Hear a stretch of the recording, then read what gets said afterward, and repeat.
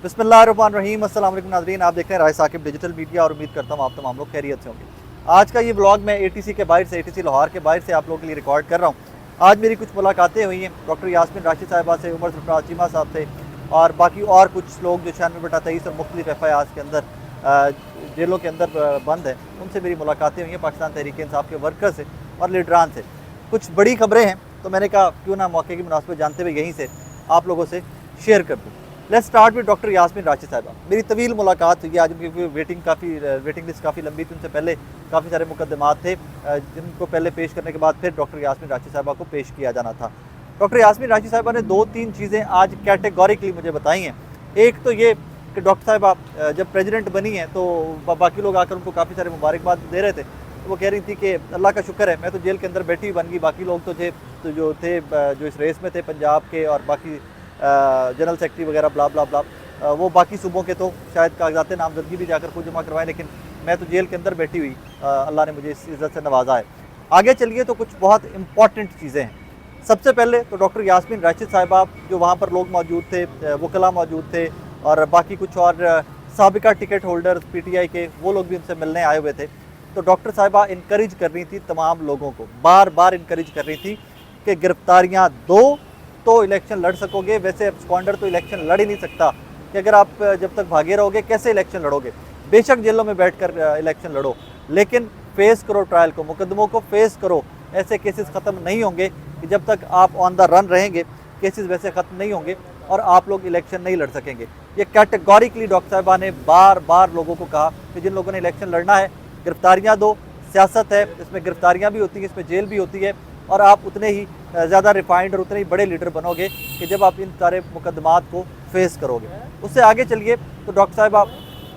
उन्होंने एक और चीज़ बड़ी क्लैरिटी के साथ मुझे बताई कि मैं जेल में हूँ, मैं बाहर हूँ, मैं इलेक्शन लड़ रही हूँ और मुझे पूरा यकीन है कि मैं नवाज़ शरीफ साहब के मुकाबले पे हूँ, शहबाज शरीफ साहब के मुकाबले पे हूँ, किसी भी हल्के से इलेक्शन लड़ूँ तो जनाबे वाला पाकिस्तान तहरीक इंसाफ का वर्कर वोटर जो है वो उनको उतना ही सपोर्ट करेगा कि जितना वो जेल से बाहर होती, और यहाँ तक कि हो सकता है वो उससे ज़्यादा सपोर्ट करें और ज़्यादा मार्जिन से तहरीक इंसाफ वो सीट निकाले जितना कि वो जेल के अंदर बैठी हुई हैं और बाहर होती तो उस मार्जिन से होता। उसके बाद एक दो और चीज़ें हैं जिनके ऊपर डिटेल में बात हुई है। उन चीज़ों में एक तो सेहत कार्ड है, डॉक्टर साहबा को उसका बड़ा दुख है कि जैसे गवर्नमेंट ने, केयर टेकर गवर्नमेंट ने, उससे पहले PMLN ने आके सेहत कार्ड को माइनस किया। वो कहती हैं कि हमारे जो कारकर्दगी थी, जो तहरीक इंसाफ का टेन्योर था, उसके ऊपर सेहत कार्ड एक इतना बड़ा क्रेडिट था जिसको डिसक्रेडिट करने के लिए ये लोग काम कर रहे हैं। But even then people know कि इमरान खान ने, पंजाब की गवर्नमेंट ने, तहरीक इंसाफ के डॉक्टर यास्मीन राशिद ने, इन लोगों ने सेहत कार्ड दिया था और सेहत कार्ड से 50 लाख से ज़ायद ख़ानदान जो थे वो डेली के मुस्तफ़ीद हो रहे थे। इसके ऊपर एक डिटेल्ड एनालिसिस या एक वो डिटेल स्टडी है, मैं वो भी आपके सामने लेके आऊँगा कि सेहत कार्ड, क्योंकि कुछ लोग इसके ऊपर प्ली ये लेते हैं, कुछ लोग एंगल ये रखते हैं कि जनाबे वाला सेहत कार्ड से आप प्राइवेट हॉस्पिटल्स और उन हॉस्पिटल्स को धारे में ले आए, अपने सरकारी अस्पतालों को बनाए जा सकते थे नए अस्पताल। तो उसके ऊपर भी कोई डिटेल्ड रिसर्च और डिटेल्ड इन्फॉर्मेशन है कि सरकारी अस्पताल इस लेवल के ऊपर 50,000 बेड ऐड नहीं किए जा सकते थे। इसके लिए यही रेमेडी थी, इसके लिए यही किया जा सकता था और इसके ऊपर इंटरनेशनली दुनिया ने कितना सेहत कार्ड जैसे प्रोजेक्ट को सराहा था, इसके ऊपर मैं एक डिटेल्ड व्लॉग आने वाले दिनों में आपके सामने रखूँगा। फिर मेरी मुलाकात हुई जनाब उमर सरफराज चीमा साहब से। आज उनको भी साबिका गवर्नर पंजाब, साबिका होम मिनिस्टर, उनको भी आज पेश किया गया था ATC लाहौर के अंदर। सबसे पहला सवाल मेरा, क्योंकि कल ये खबर मेरे नज़र से गुजरी थी कि उमर सरफराज चीमा साहब को नेशनल असम्बली का टिकट जो है वो दिया जाएगा और वो नेशनल असम्बली के कैंडिडेट होंगे। मैंने कैटेगोरिकली लोगों की मौजूदगी में 3 दफ़ा उमर सरफराज चीमा साहब से पूछा है, बिकॉज मुझे भी समझ नहीं आई उसके इस जवाब की कि क्या आप नेशनल असम्बली का इलेक्शन लड़ रहे हैं। तो मुझे उन्होंने कैटेगोरिकली कहा कि भाई मैं इलेक्शन नहीं लड़ रहा। मैंने फिर दोहराया, मैंने कहा जी मैं कैटेगोरिकली पब्लिकली लोगों के सामने आपसे पूछ रहा हूँ कि क्या आप तहरीक इंसाफ के टिकट के ऊपर नेशनल असम्बली का इलेक्शन लड़ रहे हैं। उन्होंने कहा जी मैं नहीं लड़ रहा। फिर मैंने तीसरी दफ़ा पूछा, फिर मैंने साथ एक दो जो लोग मेरे साथ खड़े हुए थे, साम राना साहब और बाकी जो भाई खड़े हुए थे, मैंने उनके सामने पूछा कि भाइयों मैं आप लोगों के सामने पूछ रहा हूँ, दिस इज़ ह्यूज, ये बहुत बड़ी खबर है। उन्होंने कहा जी मैं इलेक्शन नहीं लड़ रहा। अब इसका बैकग्राउंड या कुछ और चीज़ें हैं जो चीमा साहब ने मेरे से डिस्कस की हैं। उन्होंने कहा कि जनाबे वाला जब राना सनाउल्लाह साहब टीवी के ऊपर बैठकर प्रोवोक कर रहे थे और कह रहे थे बार बार कि तहरीक इंसाफ को हम क्रश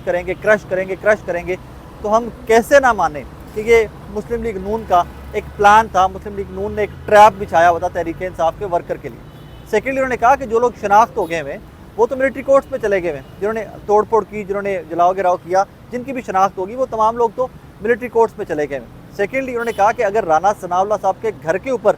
पुलिस लगाई जा सकती थी और उनके घर को बचाया जा सकता था तो कोर कमांडर हाउस क्यों नहीं बचाया जा सकता था। मॉब भी था ना जो राना सनाउल्लाह साहब के घर की तरफ भी जा रहा था, अगर वो मॉब था उस मॉब को रोका जा सकता था तो जिन्ना हाउस की तरफ भी रोका जा सकता था, कैंट भी रोका जा सकता था। फर्दर उन्होंने मुझे बताया कि यार जिस दिन का डॉक्टर साहबा ने मेरा नाम लिया इलेक्शन लड़ने के लिए, उसके बाद 4 मुख्तलिफ मुकदमात में मुझे मजीद नामजद कर दिया गया, 4 FIR मेरे ऊपर मजीद हो गई हुई हैं। वो कहते हैं मेरा तो उससे अस्करी टावर से कोई लेना देना नहीं था, ना मैं उस तरफ गया ना मैं वहाँ पर था, अस्करी टावर के अंदर भी मुझे नामजद किया हुआ है। फिर काफ़ी सारे और लोग भी थे जो 96/23 और डिफरेंट मुकदमात के अंदर नामजद हैं, उनकी तरफ सबकी तरफ इशारा करके उन्होंने करते हुए फिर से दोहराया। उन्होंने कहा जी इन तमाम लोगों को सिर्फ और सिर्फ जेल में इसलिए रखा जा रहा है कि वो राना सनाउल्लाह साहब वाली जो स्टेटमेंट है कि इन PTI को हमने क्रश करना है, उस बात को बयाने के लिए, उस बात को पूरा करने के लिए पुलिस जो है वो नून लीग की आलाकार बनी हुई है और इन तमाम लोगों को जेलों में रखा हुआ है कि तमाम के तमाम लोग जो हैं ये इनोसेंट हैं। फर्दर उन्होंने कोई 1-2 और चीज़ों के ऊपर बात की। उन्होंने कहा जी मुझे सज़ा दी जा रही है जब मैं गवर्नर था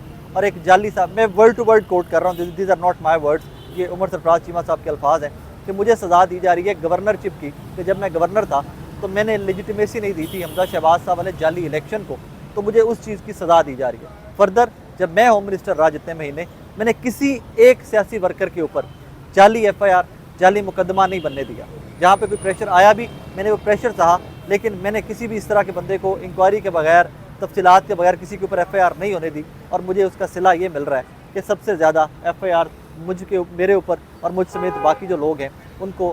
तंग करने के लिए, उनके ख़ानदानों को तंग करने के लिए, PTI को क्रश करने के लिए दी जा रही हैं। फर्दर उनका यही कहना था कि जितने लोगों को आप क्रश करेंगे, जितना आप लोगों को दबाएंगे, उतना ये लोग उठकर वापस रिटेलिएट करेंगे सियासी तौर के ऊपर। उमर सरफराज चीमा साहब ने और चीज़ें ऐड की कुछ, कहते हैं 27 साल सियासत के अंदर पाकिस्तान तहरीक-ए-इंसाफ वाहिद जमात थी जिसने हमेशा फ़ौज का इकबाल बुलंद किया, फ़ौज के हक़ में नारे लगाए, फ़ौज की परसेप्शन बेहतर करने में काम किया, अदलिया की परसेप्शन बेहतर करने में काम किया। हर वो इदारा जो मुल्की सलामती का है, पाकिस्तान तहरीक-ए-इंसाफ ने उनकी इमेज बिल्डिंग पे बहुत ज़्यादा काम किया है। हमने कभी किसी के मुखालिफ नारेबाजी नहीं की, हमने कभी किसी के मुखालिफ कोई भी प्रोपोगेंडा नहीं किया। हमें सज़ा जो दी जा रही है वो नून लीग के इमाम पे दी जा रही है, बिकॉज नून लीग को नज़र आ रहा है तो वो इलेक्शन वैसे हारे पड़े हैं, तो इसका एक ही हल है कि PTI को रेस से बाहर रखा जाए। And that is the only reason कि हमें क्रश करने के लिए ये सारी की सारी मेहनत कर रही है और पुलिस जो है वो इस टाइम के ऊपर आलाकार बनी बैठी है। फर्दर उन्होंने चलते हुए 1-2 चीज़ें और कि 7 महीने का ट्रायल, 7 महीने हो गए अभी तक ट्रायल ही स्टार्ट नहीं हुए, अभी तक कोई चलान किसी एक भी बंदे का पेश नहीं किया गया कि जनाबे वाला ये बंदा है, इसने ये किया है। अभी तक वो कहानी सिर्फ ये है कि प्रोलॉन्ग करते जाओ, इनको तंग करते जाओ, इनको जेलों में रखो, बंद रखो, ताकि लोग तंग आकर इस पॉलिटिकल एक्टिविटी से तंग आकर सियासत से दूर होते जाएं। बट उमर सरफराज चीमा साहब का कहना था कि जितना ये लोगों को तंग करेंगे, जितना ये लोगों को दबाएंगे, लोग उतना ही वापस जुड़ते जाएंगे तहरीक-ए-इंसाफ के साथ और हमारी ये तहरीक या ये सियासी जमात जो है ये मज़ीद मजबूत होती जाएगी। एंड में फिर डॉक्टर यास्मीन राशिद साहिबा, I would be very honest, being a lady, being a cancer survivor, मैंने इससे मजबूत सियासी वर्कर नहीं देखा। हाँ, जावेद हाशमी साहब के लोग माजी में मिसाल देते हैं कि उनके ऊपर भी बहुत टॉर्चर हुआ, उनको भी बहुत प्रॉब्लम्स का सामना करना पड़ा, लेकिन डॉक्टर यास्मीन राशिद साहब से मैंने बोला डॉक्टर साहब कोई प्रॉब्लम नहीं, बेटे मुझे बड़ा हंस के कहा कि बेटे सियासी वर्कर है,